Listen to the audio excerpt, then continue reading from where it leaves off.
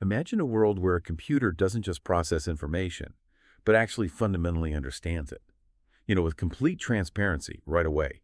We're talking about a potential breakthrough here that could just collapse the whole difference between what a computer does and what it means. Today, we're diving deep into a pretty mind-bending concept, position as meaning, and something called the Unity Principle. They go. These ideas are central to a, revolutionary computational system known as FIM. That's Foundational Information Mapping. Our sources are cutting-edge research papers and patent documents that really unveil a whole new way of thinking about intelligence. Yeah, and this isn't just about making machines faster, though that's part of it. It's a really profound philosophical shift in how we even approach computation. I mean, for decades, AI has been wrestling with this black box problem, right? You've got systems making these powerful decisions, but we're often left scratching our heads about why they made that specific choice. So what if the explanation wasn't something you had to, painfully reconstruct after the fact? What if it was just inherent, an undeniable part of every single thing the computer did? Right. So our mission today is to unpack this really radical idea. We want to explore its implications for AI, for how much we can trust these machines, and maybe even redefine how we think about meaning when it comes to computers. So get ready, because your understanding of computing might be about to get a serious upgrade. Okay, let's unpack this. A lot of you probably know about the AI black box problem. Think about a typical neural network. It's working with millions of parameters, right? Like a specific weight, 0.73 at memory position 2341, 567. But what does that 0.73 actually mean in that moment? To the computer, it's just data. Exactly, and that's the core issue with traditional AI. That weight, that number, it means nothing inherently. The why behind a decision isn't in one place. It's smeared across these, frankly, incomprehensible matrices of numbers. Now, we do have tools, sophisticated ones like SHAP and Lime that try to reverse engineer some kind of meaning after the decision's made. But like our sources point out, these are really just approximations. They're trying to peek into the black box from the outside. This has been called the explainability identity crisis. Basically, execution, what the computer does, and explanation why it did it are fundamentally separate things. You need these complex translation layers, and honestly, they often fall short. So the computer's just executing instructions, but it doesn't really know what it's computing in a meaningful sense. The meaning, the purpose, it's all imposed by us looking from the outside in. The bits and bytes themselves. Yeah. They don't have any intention. Pretty much, it's just manipulating data based on programmed rules without an internal grasp of the why. Okay, so here's where FIM comes in and apparently shakes things up dramatically. What if, instead of being separate, the position of data is its meaning? FIM introduces this idea they call the Unity Principle, where semantic meaning, the actual meaning, directly corresponds to a physical memory address. Right, it's a complete reimagining. Think of it Yeah. like this. A traditional library, you've got call numbers on the books, right?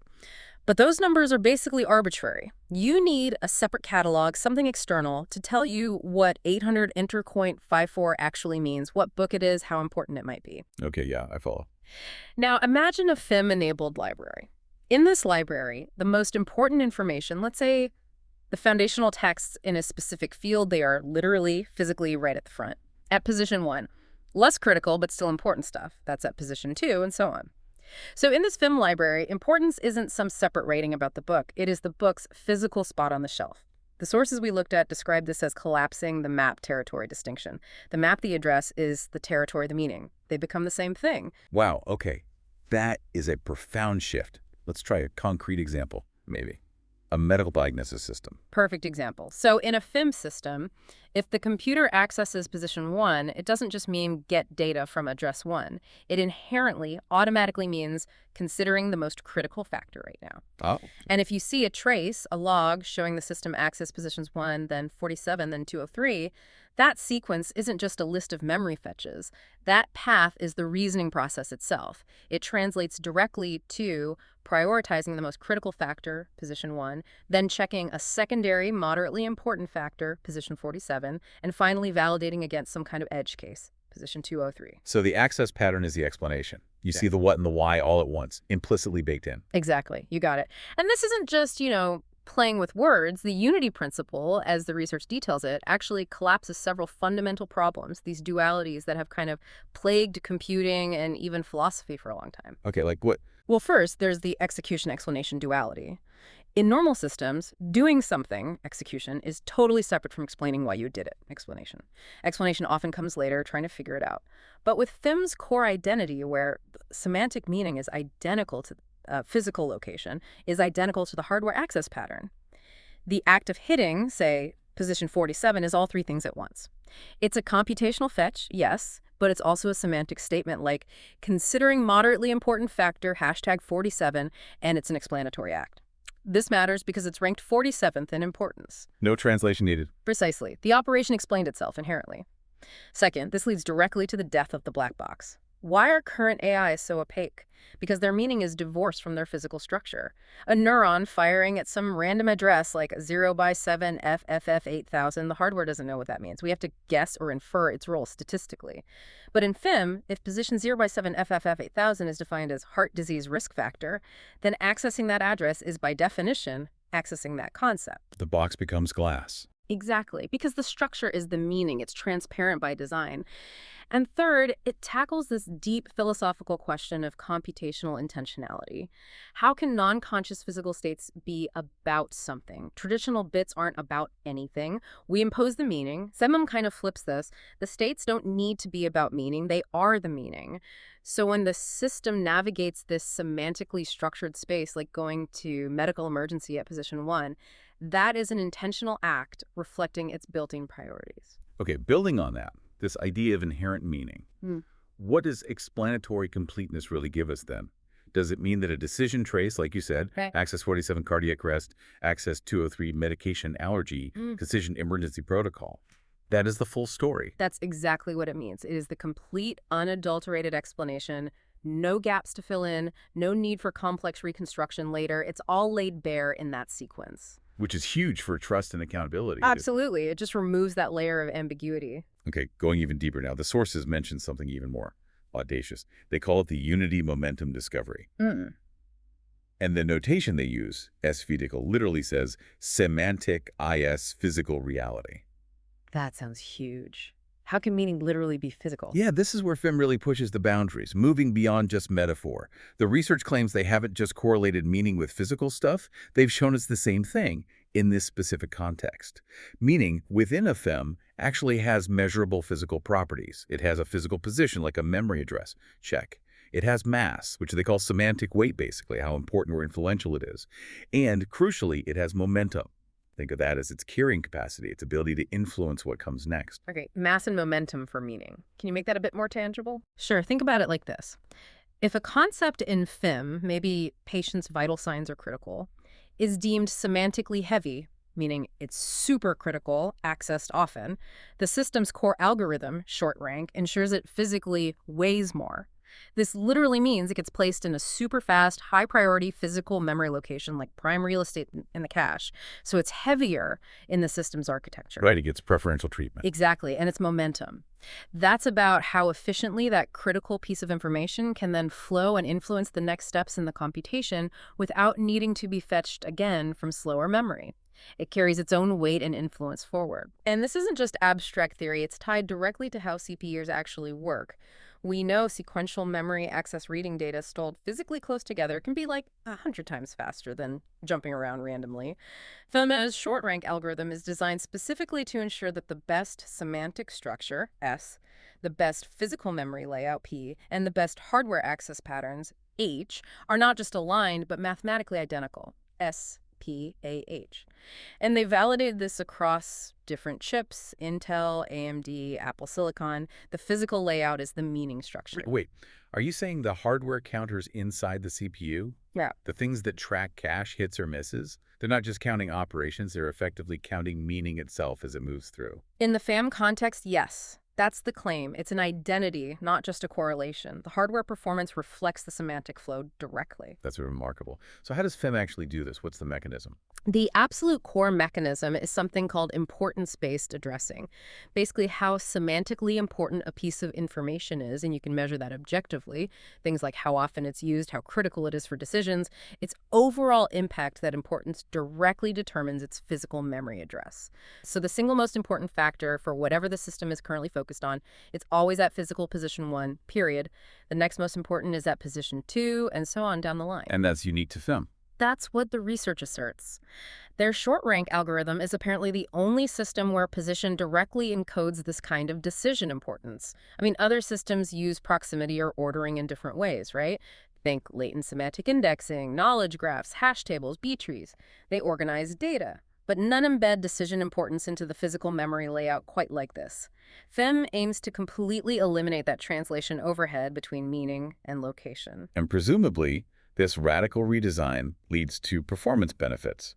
Oh, absolutely. The sources report some really eye-popping numbers. We're talking 8.7 times to 12.3 times performance improvement. Seriously, 8x to 12x. Yep, validated with 95% statistical confidence. And maybe even more striking, they're hitting 99.7% cache hit rates. 99.7%. That's almost perfect. How? Where do those gains come from? Well, that near-perfect cache hit rate is a huge part of it. It means the CPU is almost never waiting for data from slower memory. Because FESOM's whole structure puts the most relevant data for the current task physically right there in the fastest cache memory. That drastically improves what's called cache locality. Okay. And then, knowing the semantic importance baked into the position, that helps the CPU predict what's needed next, much more accurately improving branch prediction and pipeline efficiency. And maybe the biggest kicker, for a lot of operations, FIM basically changes the search complexity. Instead of O log n, which is typical for searching large data sets. Like looking through an index. Right, it becomes O1 direct addressing. It's like knowing the answer's page number the instant you ask the question, no searching needed. That's a massive efficiency jump. Mm. Now, what about trust? That's such a huge issue with AI right now. Yeah. You mentioned hardware trust measurement. How does that work? Yeah, trust is obviously key. FIM offers this capability for sub-microsecond hardware trust measurement. The formula they use is trust equals 1 say dudo say. It works by directly monitoring specific little registers inside the CPU itself, called model-specific registers, or MSRs. MSRs, okay, what do they do? They're like little counters tracking very specific hardware events. Things like how often the CPU guesses wrong about which instruction comes next, branch mispredictions, or how often it has to wait because data isn't ready, cache misses, or pipeline stalls.